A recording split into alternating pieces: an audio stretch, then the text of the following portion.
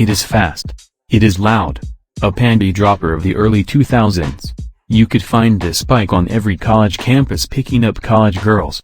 A bike so good, they sold over 1 million bikes. So popular it made every high school kid want to buy one and drag race it, including me. So influential it created not just one, but 2 official categories for drag racing. A bike so fast that Suzuki had to create a drag racing series just to find out which version was the fastest. A bike so dominant it was given the nickname Underbone King. This is everything you need to know about the history of the Suzuki Raider.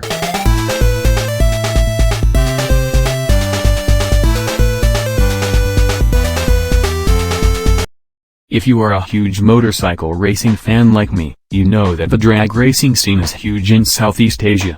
Countries had their own preferred motorcycles to modify, and race both on the street, and on the track.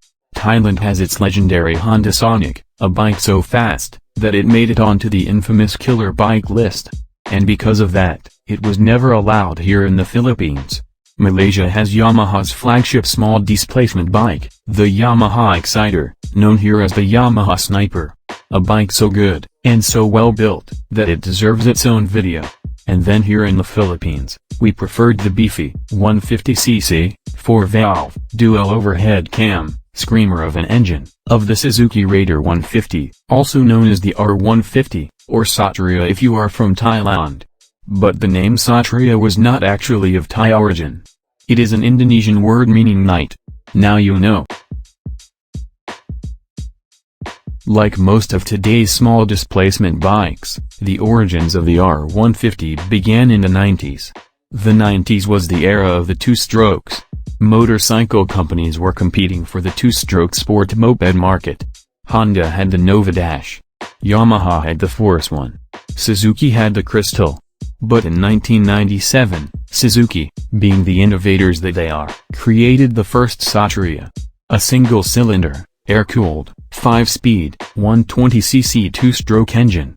With a piston size of 56 mm, and a stroke of 49 mm, a steel twin-spar diamond frame, drum brakes at the front, and on the rear, riding on telescopic forks, and monoshocks. With a weight of 102.5 kilos, and a max power of 12.8 horses at 7,500 revolutions per minute, this bike was focused on a market that wanted a fun ride.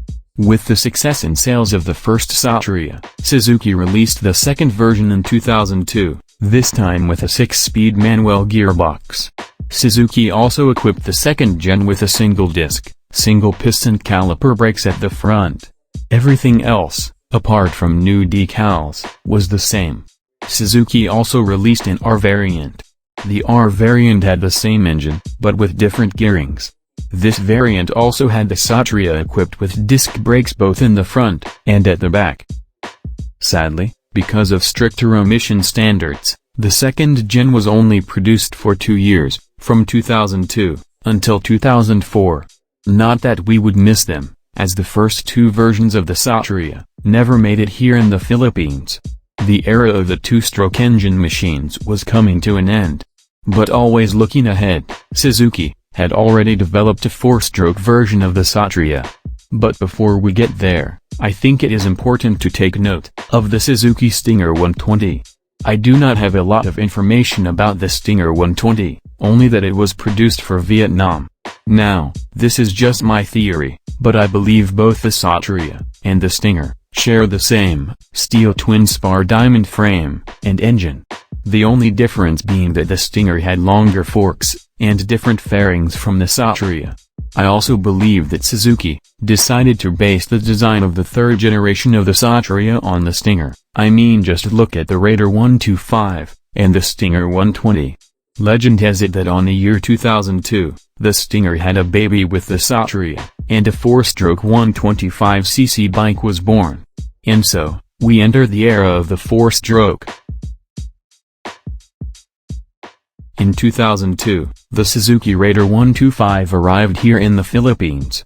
Known today as a legend, this bike had a 125cc, 5-speed, 4-valve, dual overhead cam engine, which was cooled by way of the Suzuki Advanced Cooling System, or SACS for short, in which both oil and as well as air was used to cool the engine.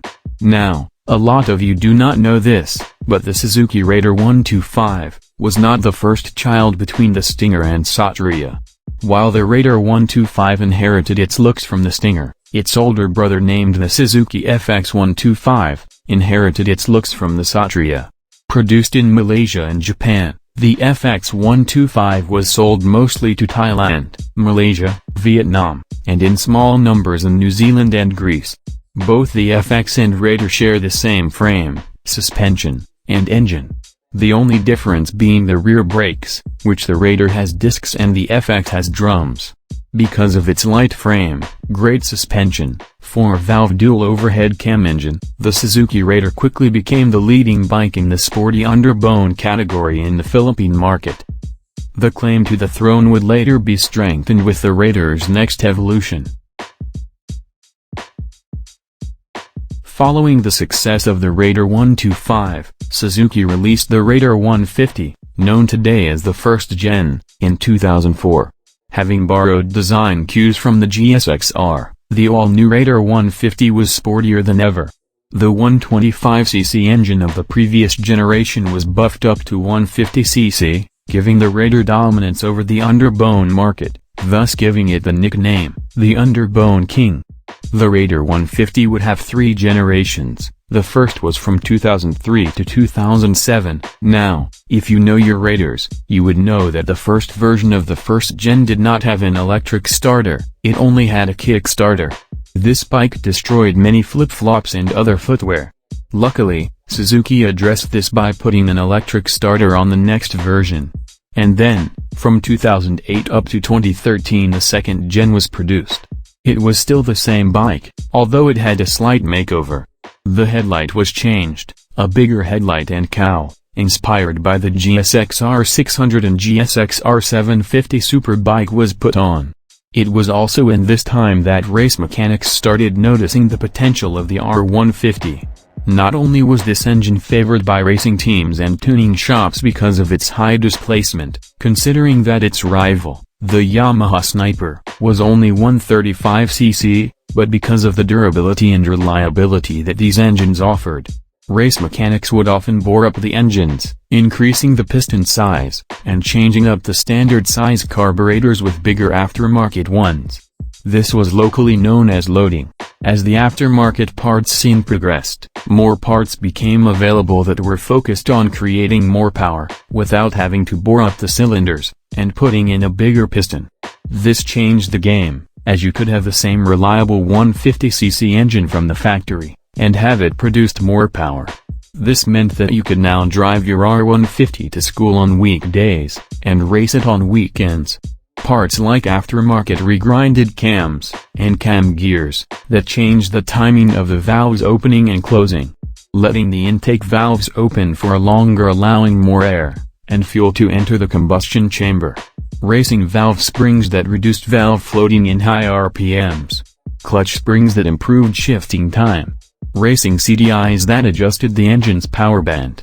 Port and polish work that improved the airflow inside the cylinder head. And of course, the mod that your neighbors hated you for. Aftermarket exhausts. And aftermarket parts were not just limited to engine mods, parts for making the bike lighter were also available. Racers swapped out their heavy stock wheels and tires for lighter rims and skinny tires. Changed the stock steel swing arms for alloy ones. The goal was to make the frame as light as possible and the engine as powerful as possible. But this saw a boom in illegal drag racing on the streets, claiming the lives of countless riders. Suzuki knew they had to do something.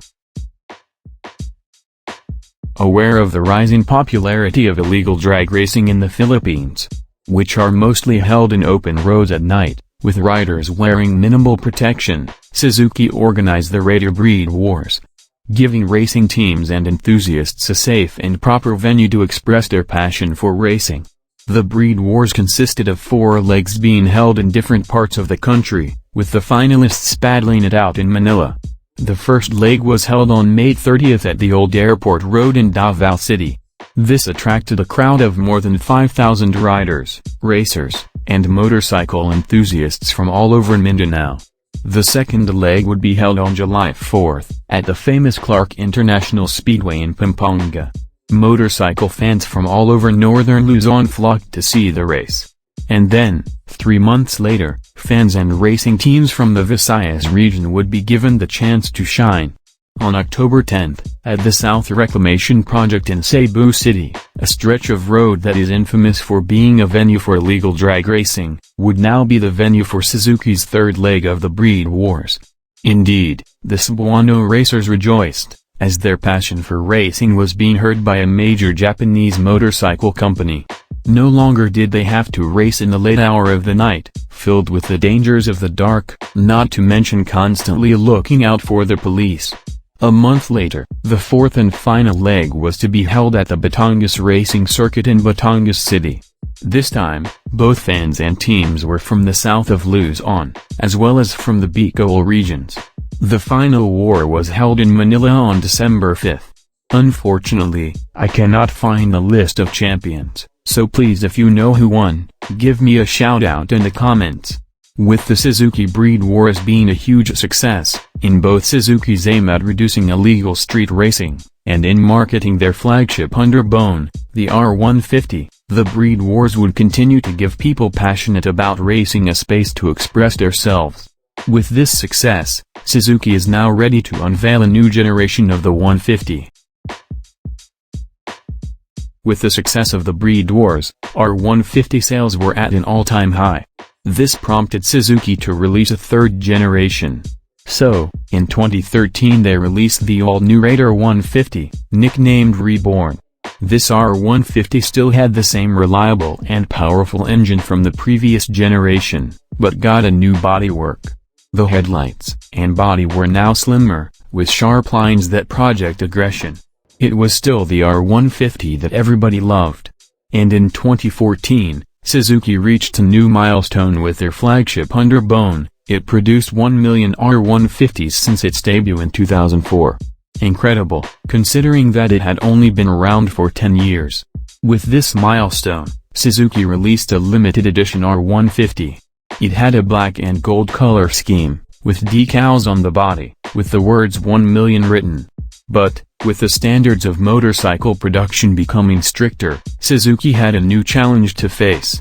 So, in 2015 the Reborn model got reworked to meet Euro 3 emission standards, making the R150 burning cleaner than before. Until present day the third generation of the Raider 150 is still on sale. Although not as popular as it was before, but not because of competing brands, or lack of interest from the public, but because of the release of its younger brother, the Raider 150 Fi. In later 2015, rumors were circulating online that Suzuki was developing a totally brand new Raider 150, a total redesign of the iconic bike. And then in 2016 Suzuki released the Raider 150 Fi. The rumors were true, the new generation was in fact a totally new bike. With a totally new design, a new digital speedometer, LED headlights, and the biggest upgrade of all, it was now fuel-injected, and liquid-cooled. Oh, how the Raider 150 fans drooled over the latest generation. It still had the same 4-valve, dual-cam engine configuration of the previous generations, but now even buffer. Now producing 18.2 horses at 10,000 revolutions per minute, compared to the 16.3 horses at 9,500 revolutions per minute of the previous version. This new generation has also made tuning the bike easier. Unlike the previous generations that used CDIs, the Raider Fi uses ECUs. You can now have your engine tuned by tuners just by changing your ECUs. With the future of the Suzuki Raider is looking brighter than ever, who knows what innovations Suzuki will make next? Maybe an R175? What do you think? Leave your thoughts in the comments section. If you enjoyed the video, please like and subscribe for more awesome content.